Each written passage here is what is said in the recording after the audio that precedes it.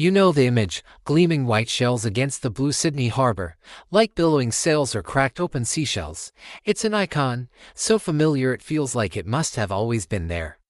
An inevitable part of the landscape. But the true story of the Sydney Opera House is one of radical, nearly catastrophic failure, and an engineering breakthrough that changed architecture. This isn't a tale of a straightforward commission, it's the epic of an architect, Jørn Utzon, staring at a problem with no known solution and inventing one. Let's uncover the genius not just in the form, but in the fight to build it. The first stroke of genius was purely conceptual. In 1957, Utzon's competition entry, a series of abstract, sculptural shells on a massive podium, was plucked from the reject pile by Judge Saarinen.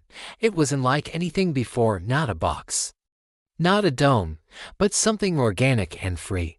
The original sketches were conceptual, not technical. The officials asked for cost estimates and construction methods. Utzon couldn't provide them because they didn't exist. The initial idea of thin, lightweight concrete shells proved structurally impossible. 4 years. The team, led by engineer Overoop, struggled. They tried over a dozen shell designs, all failing. The project was stalled, ridiculed, and on the brink of collapse. Then came the second, decisive stroke of genius, the spherical solution. Utzon, breaking from the frustration, had a revelation. He realized that if all the shells were derived from the surface of a single, imaginary sphere, it would create harmonic, buildable geometry. Imagine a giant orange, and the shells are segments peeled from it. This meant every arch, every rib, every concrete element could share the same radius of curvature. This wasn't just aesthetic. It was a prefabrication masterstroke. The complex shells could now be broken down into a repetitive system of precast. Identical concrete ribs. These ribs were like the meridians of a globe. They could be cast on site in reusable steel molds, hoisted into place, and joined together. What was an intractable sculptural problem became a rationalized, buildable kit of parts. A pro tip for designers: Utzon's breakthrough shows that imposing a generative geometry, the sphere, can create freedom, not restriction. It provided the underlying order that made boundless complexity possible.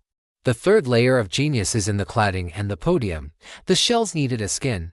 Utzon wanted a shimmering, granular, non-reflective finish. After testing countless materials, the solution was over 1 million ceramic tiles, made in Sweden, arranged into interlocking patterns, glossy white and matte cream. They were factory-mounted into precast concrete panels, creating a weatherproof, self-cleaning mosaic that catches the light in a million different ways. Beneath the shells, the vast podium was not just a base, but the earth from which the shells grew. Its heavy, textured granite walls, inspired by Mayan platforms, ground the ethereal forms and housed the functional machine of the theaters. Finally, the genius was orchestrating the whole. Utzon was a total designer.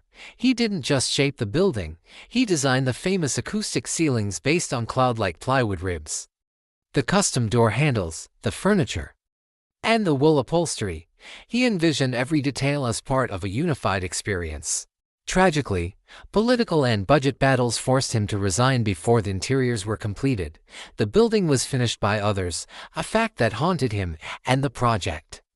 The Sydney Opera House is therefore a monument to a specific kind of genius, the visionary who refuses to let go of an image, and the pragmatic inventor who finds the geometry to build it.